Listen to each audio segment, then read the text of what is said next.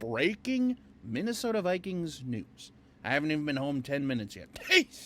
But anyway, some big potential breaking news here. So, first and foremost, let's go ahead and kind of go over some of the signings from yesterday. The Minnesota Vikings, first off, signed Jerry Tillery, defensive lineman from both the Raiders and Chargers. Basically, your typical 3-4 defensive end, can clog up the middle, as a brute, can potentially break through the offensive line, which, if you know anything about our interior defensive line last year, it was not good. So if we can get any help whatsoever, I'd greatly, greatly appreciate that, So, hey, solid depth, first-round pick, and then also the Vikings signed Trent Sherfield, wide receiver from the Buffalo Bills, as basically added wide receiver depth, / he's a pretty good blocker from what I've heard, decent route running and stuff like that, so kind of interesting to see how they utilize Trent Sherfield. But anyway, now on to the big news, which could potentially, transpire some even bigger news. Breaking news. The Minnesota Vikings have executed a trade with the Texans to acquire an additional first-round pick in the 2024 NFL Draft.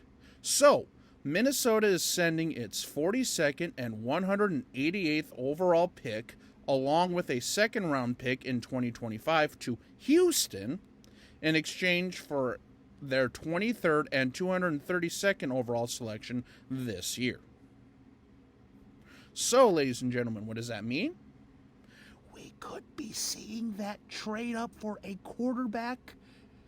Because, like I say, right now where we stand is we're pick 11.